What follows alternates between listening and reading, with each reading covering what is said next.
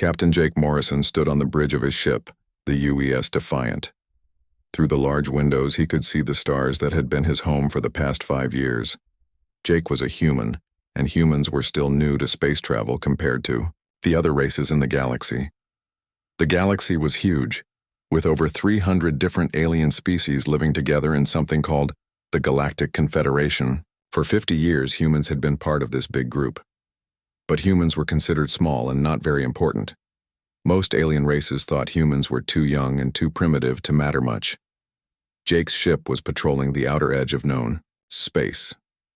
This was where the dangerous things lived, where pirates hid, and where most alien species did not want to go. It was perfect work for humans, who seemed to enjoy taking risks that others avoided. Lieutenant Amy Chen sat at her station, listening to radio signals from across the galaxy. Amy was good at her job and she could understand many alien languages. Today, something was wrong. The signals she was hearing were not normal. "Captain," Amy said, turning to face Jake. "I'm getting strange messages from everywhere. Ships are leaving their homeworlds, lots of them." Jake walked over to Amy's station. "What kind of ships?" "All kinds, sir. Military ships, cargo ships, passenger ships. It looks like whole planets are being evacuated." This was odd. Jake had never seen anything like this before. He called his crew together in the main meeting room. Besides Amy, there was Dr. Sam Rodriguez, who studied alien technology, and Commander Lisa Parker, who was Jake's second in command. "Something big is happening," Jake told them. "Amy is picking up evacuation signals from dozens of worlds. Does anyone know what might cause this?" Dr. Rodriguez looked worried. "There have been rumors, Captain. Stories about something called the Void Devourers, ancient things that eat entire star systems." Amy nodded. "I've heard those stories too. Most people think they're just old legends." "Maybe they're not legends," Lisa said quietly. 3 days later, they got their answer. A message came from Earth, from the human government. Commander Rick Davis, who spoke for humans in the Galactic Council, sent a video message to all human ships.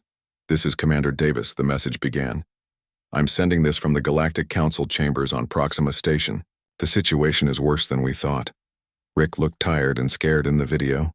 Behind him, Jake could see alien council members rushing around, packing things and leaving. "The Void Devourers are real," Rick continued. "They're ancient beings, from the empty space between galaxies.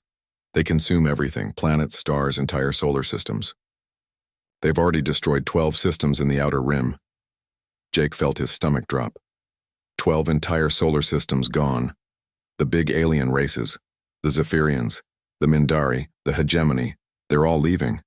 They're running away to other galaxies, far from here. The Galactic Council just voted to abandon this entire section of space. Amy gasped. Lisa cursed under her breath. "All human ships and colonies have 72 hours to evacuate. After that, we're on our own. The Confederation is dissolving. They're leaving us all behind." The message ended. The bridge was quiet for a long moment. 72 hours, Lisa said. "That's not enough time to evacuate everyone." Jake looked at his crew. These were good people, brave people. They had signed up to explore space and help others. Now they were being told to run away and abandon millions of people who could not escape in time. "Captain," Amy said, "I'm still getting distress calls, hundreds of them. Alien worlds asking for help, asking for evacuation ships, but most of the big fleets are already gone." Dr. Rodriguez was looking at his computer. "According to these readings, the nearest Void Devourer is still 6 months away from any populated system. Why is everyone running so fast?" "Because they're scared," Jake said, "and when you're scared, you don't think clearly." Over the next day, Jake watched as the galaxy fell apart. The most powerful alien races packed up their fleets and left. They took their technology, their weapons, and their knowledge with them. They left behind all the smaller, weaker species that had depended on them for protection. The Zephyrians, who were made of living crystal and had technology that could control time, simply vanished overnight. The Mindari, who could read thoughts and had ruled whole sectors of space with their mental powers, abandoned their subjects and fled. The Hegemony, whose machines were so advanced they seemed like magic, took everything they could carry and headed for distant galaxies. But the smaller races could not leave so easily. They did not have big fleets or fast ships. Many of them lived on just one world or in just one system. They sent desperate messages asking for help, but no one was listening anymore. Jake made his decision on the second day. "We're staying," he told his crew. Lisa looked at him. "Captain, our orders are to evacuate. Earth Command wants all ships to return to human space." "Earth Command is 6 months away," Jake said. "By the time we get there, millions of people will be dead. People who trusted the Confederation to protect them." Amy was nodding. "There are 17 worlds in this sector alone that can't evacuate in time. Some of them don't even have space travel. If we stay, we'll be alone." Dr. Rodriguez warned. "No support, no backup, no way home if things go wrong." Jake looked out at the stars again. Somewhere out there in the darkness between galaxies, ancient horrors were coming. The most powerful beings in the galaxy were running away, leaving the weak behind to die. "Then we'll have to be enough," Jake said. Jake Morrison was not the only human who decided to stay. Commander Lisa Parker took her ship, the UES Valiant, and joined Jake's small group. Captain Kate Sullivan brought the science ship UES Discovery. Soon they had 12 human ships working, together in the abandoned sector. The first thing they had to do was save people. With the big alien fleets gone, there were millions of beings trapped on worlds that could not defend themselves. Jake organized his small fleet to start rescue missions. "We can't save everyone," Lisa told Jake during one of their planning meetings. "We just don't have enough ships." "We save who we can," Jake replied, "and we teach others to save themselves." Dr. Sam Rodriguez had been studying the data about the Void Devourers. What he found was both scary and hopeful. "Captain, I think I've discovered something important," Sam said. "The Void Devourers aren't just eating matter and energy. They're consuming what the data calls life essence, the complex patterns that make living things special." Jake did not understand all the science, but he knew Sam was smart. "What does that mean for us?" "It means they're attracted to places with lots of different life forms. Earth would be like a feast to them because we have so many different species of plants and animals." Amy Chen had been listening to communications from across the sector. "Dr. Rodriguez might be right, Captain. The systems they attacked first all had high biodiversity ratings. This was bad news for Earth and other life-rich worlds.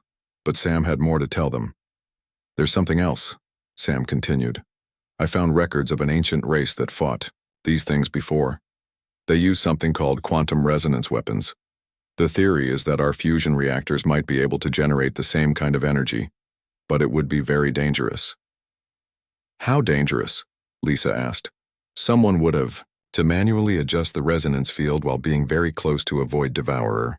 It would probably be a suicide mission." Meanwhile, on the farming world of Kepler 442b, a man named Ben Murphy was having his own problems. Ben had been a simple farmer before the crisis started. Now he found himself leading a group of human colonists and alien refugees who had nowhere else to go. Ben's farm was in a valley surrounded by mountains. It was a good place to hide, but it would not stay safe for long. The Void Devourers were still months away, but their scout ships had already been seen in nearby systems. "We need to organize," Ben told the mixed group of humans and aliens who had gathered in his barn. "We can't just wait for someone to save us." Among the refugees was a Thrak warrior named Korg, whose people were known for being fierce fighters. There was also a luminal named Brightpath, who was made of living light and could scout areas without being seen. A Nexus collective drone, called Unit 7, brought knowledge of advanced defensive systems. "The big races abandoned us," Ben said to the group. "But we don't have to give up. Humans never learned how to quit, and maybe that's what this galaxy needs right now." Back in space, Jake's fleet was growing, not with human ships, but with alien vessels whose crews refused to abandon their homes. Captain Kate Sullivan had made contact with what they were calling the Remnant Coalition, species that chose to fight instead of run. Kate's science ship was perfect for this kind of work.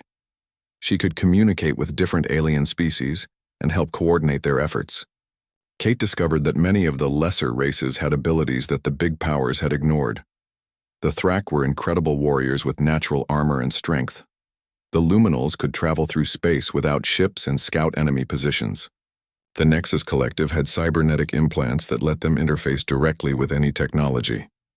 These species were looked down on by the Confederation, Kate reported to Jake. But they have skills that could be very useful in a fight. Jake was beginning to see a pattern. The races that stayed were not the most advanced, but they were tough. They had survived in a galaxy that treated them as unimportant.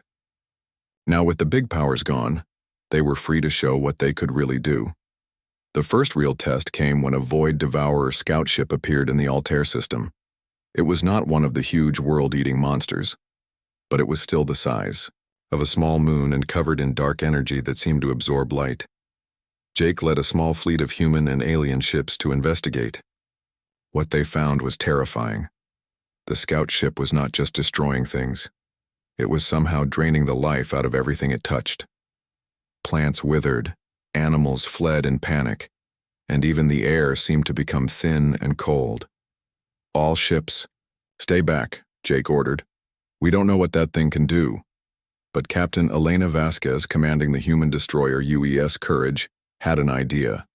Elena was known for being brave, maybe too brave for her own good. Captain Morrison, I'm reading, massive energy buildup in that thing. If we could disrupt its power source, maybe we could stop it. Dr. Rodriguez was monitoring the situation from the Discovery. Elena's right. The scout ship is building up energy for something big, but I don't think our weapons can penetrate its defenses. That was when Unit 7, the Nexus Collective drone, offered a solution. Human-built weapons cannot penetrate, but Nexus technology combined with human tactics might succeed. The plan was simple but dangerous. The alien ships would provide cover while Elena's destroyer made a close-range attack using modified Nexus weapons.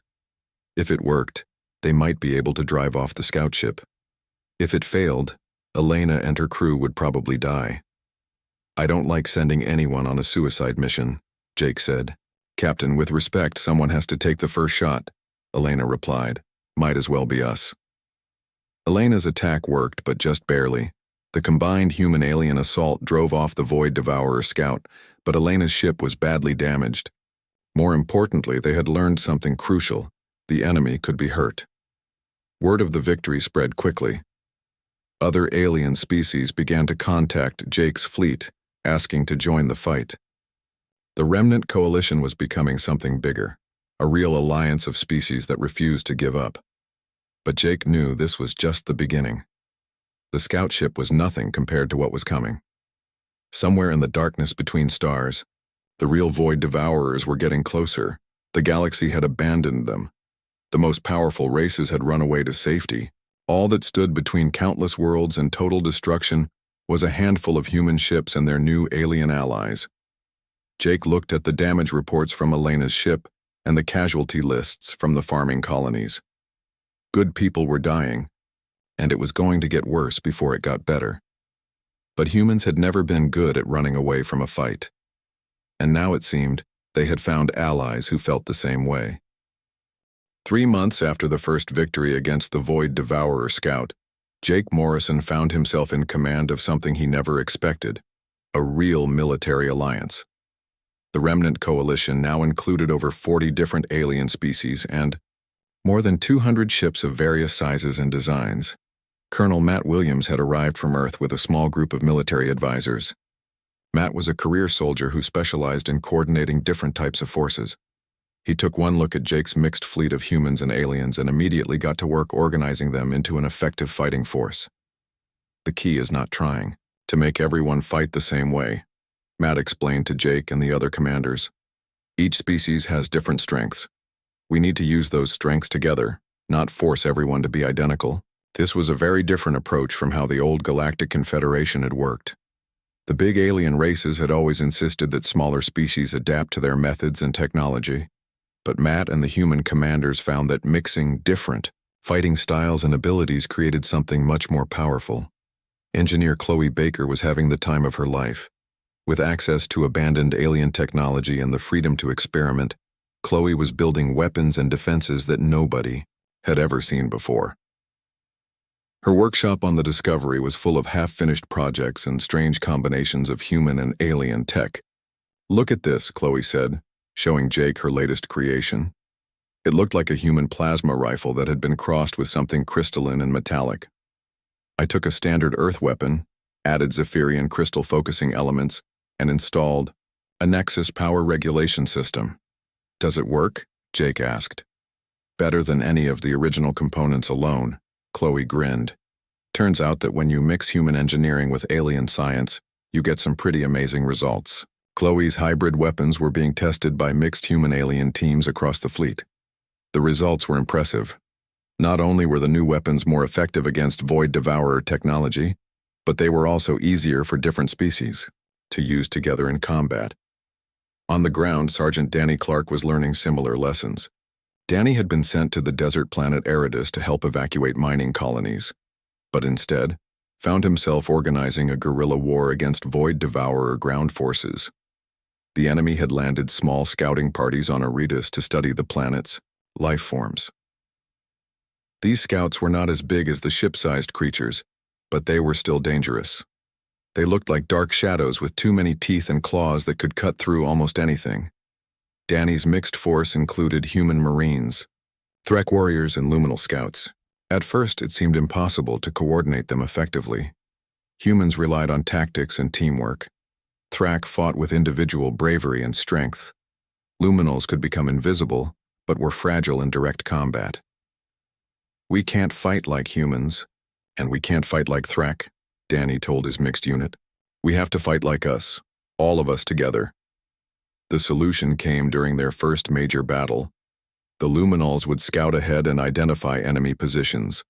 The Threk would charge in with their natural armor and strength to engage the enemies directly. The humans would provide covering fire and coordinate the overall battle plan. It worked perfectly.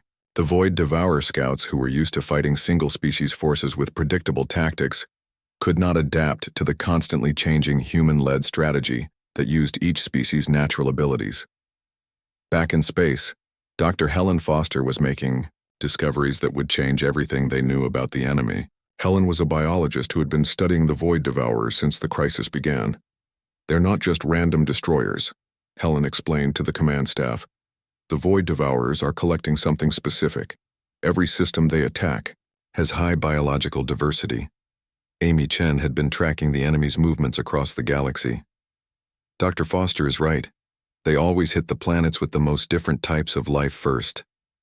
"So worlds like Earth are prime targets," Jake said. "Exactly. But here's the interesting part," Helen continued. "The ancient records Dr. Rodriguez found mention that the Void Devourers were defeated before by a coalition of diverse species working together. It wasn't advanced technology that stopped them. It was cooperation between different forms of life." This gave Jake an idea. What if the reason they're attracted to biological diversity is also their weakness? What if fighting them requires the same kind of diversity they're trying to consume? Admiral Tony Garcia arrived just as Jake was developing this theory. Tony was a veteran fleet commander who had come from Earth with orders to evacuate all human forces. Instead, he found himself taking command of the largest multi-species fleet in the galaxy. "Admiral, I know you came here to pull us out," Jake said when Tony arrived on the Defiant. "That was the plan," Tony admitted. "But after seeing what you've built here, I think evacuation might not be the right answer anymore." Tony had brought with him detailed intelligence about Void Devourer movements. The enemy was not just randomly destroying systems. They were following specific patterns, targeting worlds in a sequence that suggested intelligence and planning. "They're not mindless monsters," Tony said. "They're organized, they have a plan. And that plan involves eventually consuming every living world in this galaxy." The intelligence also revealed something else. The Void Devourers had been avoiding certain regions of space, areas where ancient civilizations had developed technologies similar to what Dr. Rodriguez had theorized about. "These quantum resonance fields that Sam has been working on," Tony said, "they might be more important than we thought. If we can figure out how to deploy them on a large scale, we might actually have a chance." But the resonance weapons were still dangerous to operate. They required precise calibration while in close proximity to void devourer energy fields. Several test operators had already been killed or badly injured trying to make the system work. Commander Alex Turner volunteered to lead the next test. Alex was a pilot who had experience with experimental technology and was not easily scared by dangerous missions. "Someone has to figure out how to make these things work safely," Alex said. "Might as well be me." The test was conducted in a remote system using a captured piece of Void Devourer scout ship. Alex piloted a modified fighter equipped with Sam's quantum resonance generator into close range of the alien technology. The results were better than anyone had hoped. Not only did the resonance field disrupt the Void Devourer technology, but it also seemed to cause physical pain to the creature. For the first time, they had a weapon that the enemy actually feared. "We can hurt them," Alex reported after the successful test. "We can really hurt them." But the best news came from an unexpected source. Unit 7, the Nexus Collective drone, had been analyzing communication patterns from across the galaxy. What it found changed everything. The departed species did not all escape successfully, Unit 7 reported. Several Zephyrian and Mindari fleets encountered Void Devourer forces in deep space. The enemy is not confined to this galaxy. They are pursuing the evacuees. Jake realized what this meant. The big alien races didn't escape. They just bought themselves some time. Correct, Unit 7 confirmed. Eventually, all species in all galaxies will face this threat. The only solution is to stop them here and now. Jake looked around at his command staff. Humans, Thrak, Luminals, Nexus drones, and a dozen other species working together as one team. 3 months ago, they had been abandoned by the galaxy's most powerful civilizations. Now they were the galaxy's only hope. The Void Devourers were coming. But this time, they would face something they had never encountered before. A truly united force of different species working together under human leadership. The galaxy had abandoned them, but they had not abandoned each other. And maybe that would make all the difference. 6 months after the Great Abandonment, Jake Morrison stood before the largest gathering of different species in galactic history. The command center of New Haven Station buzzed with activity as representatives from over 100 worlds planned what they called Operation Starfire. Admiral Tony Garcia had helped Jake organize the Remnant Coalition into a real military force. They now had over 800 ships of various sizes, from massive human carriers to small luminal scout vessels. More importantly, they had learned to fight as one unified force instead of separate groups. "The target is the Vega system," Jake announced to the assembled commanders. "Our scouts have confirmed that the Void Devourers have built a massive hive construct there. It's feeding off the energy from 3 different star systems and growing stronger every day." Captain Kate Sullivan displayed the intelligence data on the main screen. The hive construct was enormous, larger than most planets and covered in dark energy fields that seemed to absorb all light and heat around it. "If we let it continue growing, it will eventually be strong enough to consume entire sectors at once," Kate explained. "But our analysis suggests that if we can destroy it now, we might set back their invasion plans by years." Commander Lisa Parker would lead the evacuation fleets. While Jake's force attacked the hive construct, Lisa would coordinate the rescue of any survivors in nearby systems. It was dangerous work, but Lisa had become expert at getting people to safety under impossible conditions. "We estimate there are still 12 inhabited worlds in the target area," Lisa reported. "Most of the population evacuated when the Confederation fell apart, but there are always some who stay behind or get left behind." The plan was complex because it had to account for so many different types of ships and fighting styles. Human vessels would provide the main firepower and coordination. Thrak warships would lead the close-range assault.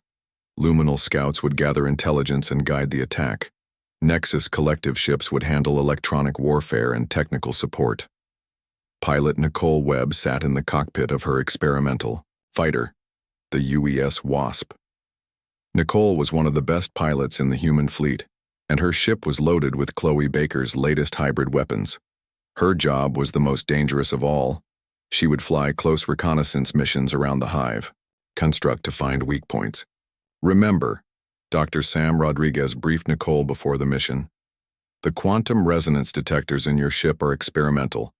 If you see any readings that look unusual, don't investigate alone. Call for backup immediately. Nicole grinned. Don't worry, Doc. I'm not planning to be a hero today. But as the fleet approached the Vega system, they discovered something that changed all their plans. The Hive construct was not alone. 3 massive Void Devourer warships, each the size of a small moon, were orbiting the structure. Those weren't. They're in our last scout report, Amy Chen said from her position on Jake's command ship. They must have arrived recently. Can we handle 3 of those things plus the Hive construct? Jake asked his tactical officer. Colonel Matt Williams studied the enemy formation. It will be close. We'll need to hit them fast and hard before they can coordinate their defenses. The battle began with Nicole's reconnaissance flight. As her small fighter approached the Hive construct, she discovered something amazing. The Void Devourers were not just consuming energy randomly, they were following specific patterns that looked almost like computer code. Captain Morrison, you need to see this, Nicole transmitted. The energy flows around the Hive construct are organized. It's like they're processing information, not just eating it. Dr. Sam Rodriguez was monitoring Nicole's readings from the fleet's science ship. She's right. The Void Devourers aren't just destroyers. They're some kind of massive biological computers. And I think I know how to disrupt them. Sam's quantum resonance weapons had been improved since the first tests. They were still dangerous to operate, but Commander Alex Turner had trained a team of volunteers to use them safely. The key was synchronized timing. If multiple resonance weapons fired at exactly the same moment, they could create interference patterns that would disrupt Void Devourer systems. All resonance weapon teams prepare for coordinated strike, Alex transmitted to his pilots. The attack began with the Thrak warships charging directly at the nearest Void Devourer warship. The aliens were not subtle fighters. They believed in hitting their enemies as hard as possible and trusting their natural toughness to survive the counterattack. The Void Devourer responded with beams of dark energy that could tear apart most ships. But the Thrak vessels were built like fortresses, with thick armor and redundant systems. They absorbed punishment that would destroy other ships and kept fighting. Behind them came the human fleet, using coordinated tactics to attack weak points that the Thrak assault had exposed. Jake had learned to use each species' strengths together. Thrak bravery opened holes in enemy defenses. Human precision exploited those holes, and alien technology provided capabilities that neither could achieve alone. Major Pete Collins was leading ground forces in a simultaneous assault on Nexus Prime, the homeworld of the Nexus Collective. The cybernetic aliens had been trapped on their world when the Great Evacuation began, and Void Devourer ground forces had been slowly consuming their cities. Pete's mixed force included human marines, Thrak warriors, and Nexus drones. The plan was to fight their way to the Planetary Defense Center and activate ancient weapons that had been built to fight the Void Devourers eons ago. The Nexus built these defenses the last time the Void Devourers attacked this galaxy, Unit 7 explained, as they fought through the ruined city. But they were never tested against a full-scale invasion. The battle for Nexus Prime was brutal. Void Devourer ground forces were fast and deadly, with claws that could cut through armor and the ability to drain life force from living beings. But Pete's mixed force had advantages that the enemy had not expected. Human tactics combined with Thrak's strength and Nexus technology created a fighting force that was greater than the sum of its parts. When Thrak warriors charged enemy positions, human marines provided covering fire. When Nexus drones needed to interface with ancient computers, human engineers provided protection and backup systems. Back in space, Nicole Webb was making the discovery that would win the battle. As she flew her fighter through the energy fields around the Hive construct, her instruments detected something that Dr. Rodriguez had theorized, but never proven. All ships, this is Webb, Nicole transmitted. The Hive construct has a central coordination node. If we can hit it with resonance weapons, we might be able to disrupt the entire network. The coordination node was deep inside the Hive construct.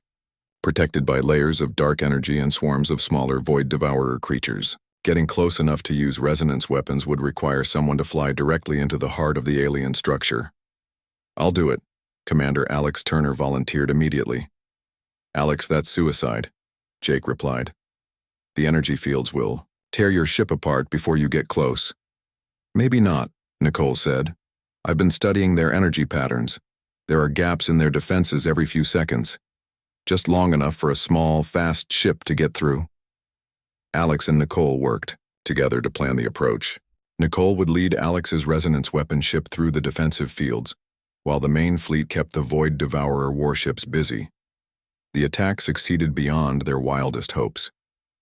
When Alex triggered his resonance weapons inside the Hive construct, the interference patterns did not just disrupt the local systems, they sent feedback through the entire Void Devourer network. All three enemy warships suddenly stopped firing. The Hive construct began to collapse in on itself, and across the galaxy, Void Devourer forces that had been advancing on other systems suddenly became confused and disorganized. "We did it," Amy Chen announced, monitoring communications from across the galaxy. "The entire network is disrupted. Their advance has stopped, but the victory came with a cost." Alex Turner's ship was destroyed in the explosion that followed the resonance weapon attack. Several Thrak warships were badly damaged in the fighting, and Major Collins had lost good people taking Nexus Prime. Jake looked at the battle reports and casualty lists. They had won, but it had not been easy. And this was just the beginning. There were more Hive constructs out there, and the Void Devourers would adapt to their new tactics. "Admiral," Amy reported, "we're getting communications from all over the galaxy. Word of the victory is spreading. More species want to join the coalition." Jake nodded. The galaxy was starting to realize that the abandoned species had not just survived, they had fought back and won. The great powers that had fled might have been wrong about who was really strong and who was really weak. The Void Devourers were still out there, but now they knew they could be beaten. And Jake's unlikely alliance of humans and abandoned aliens had shown the galaxy what was possible when different species worked together instead of separately. The real war was just beginning, but they had proven something important. Earth's children and their new allies would not go quietly into the dark. 1 year after Operation Starfire, Jake Morrison was no longer just a ship captain. He had become Admiral Morrison, commander of the Free Galactic Alliance, and the most powerful military leader in the galaxy.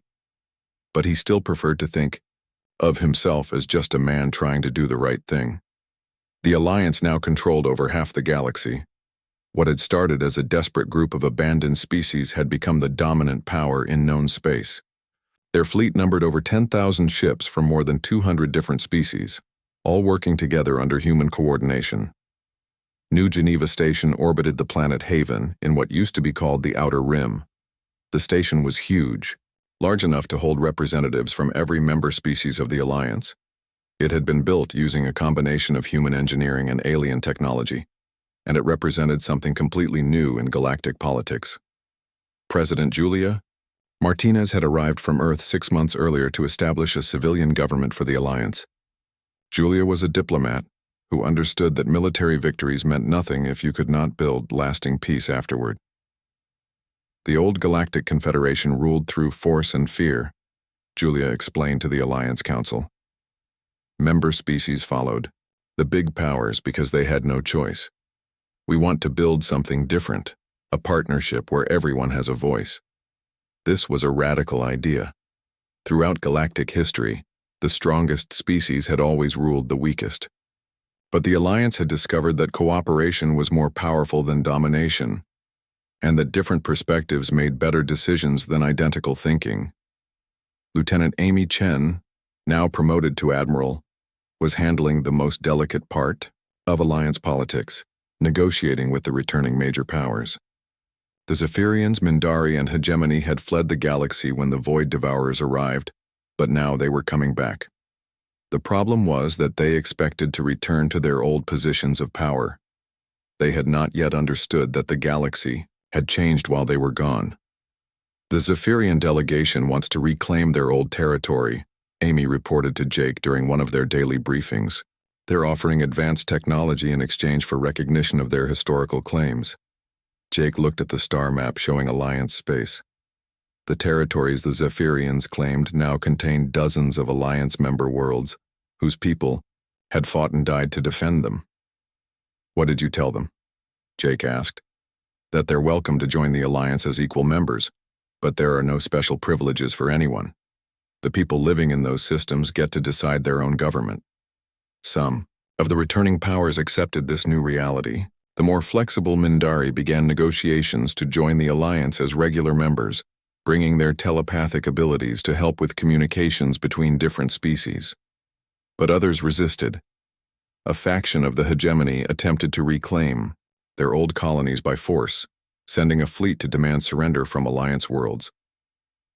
The confrontation happened at the Rigel system, where a mixed Alliance fleet under Admiral Tony Garcia met the hegemony force.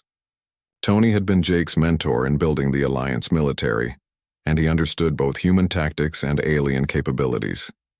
"Hegemony fleet, this is Admiral Garcia of the Free Galactic Alliance," Tony transmitted to the enemy ships.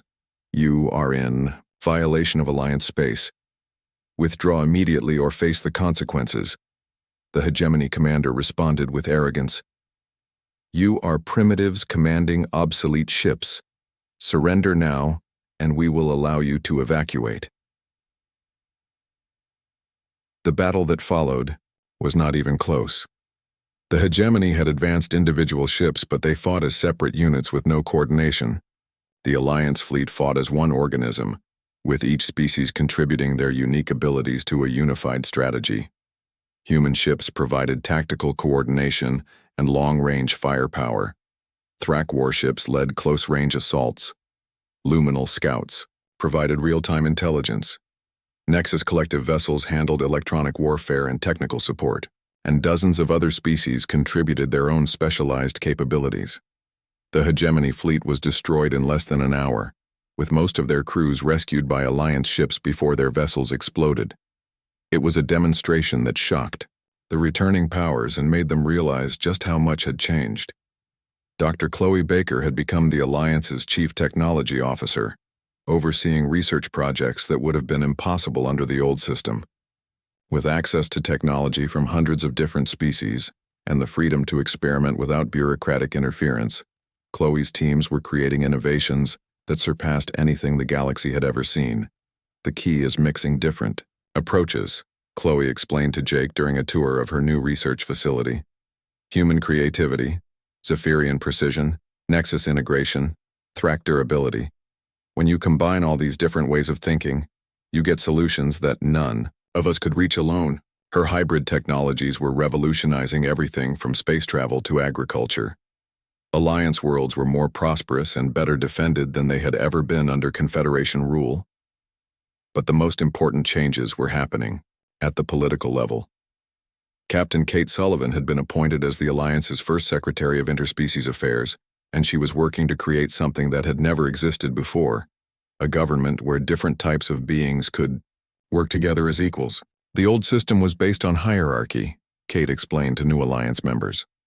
"One species dominated, others obeyed. But we've learned that diversity creates strength, not weakness."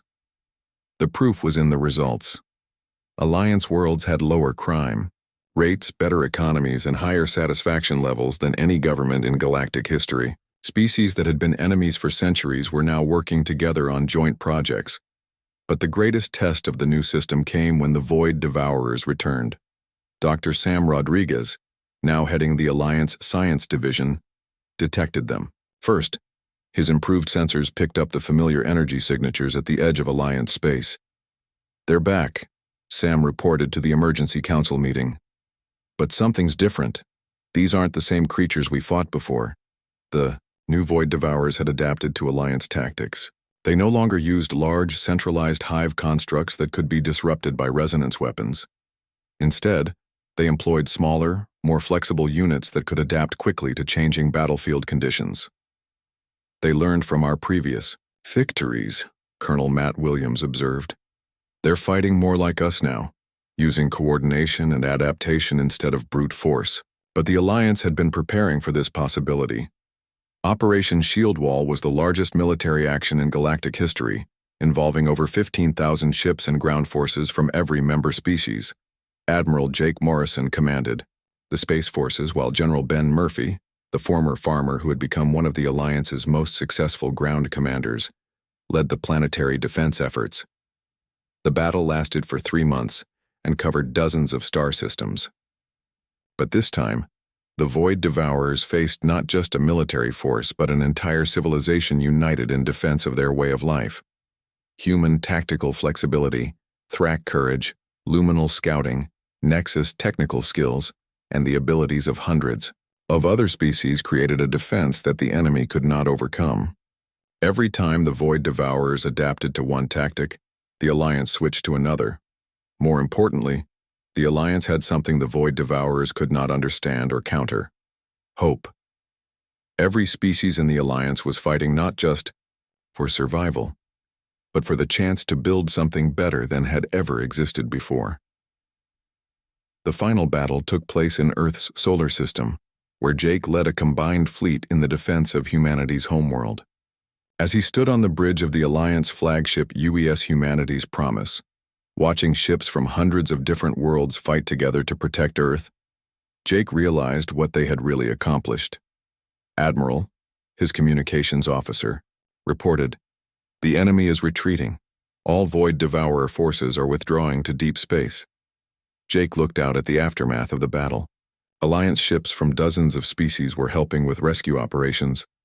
Former enemies were working side by side to save lives and repair damage. "Sir," Ensign Emma Morrison said from her station near the back of the bridge.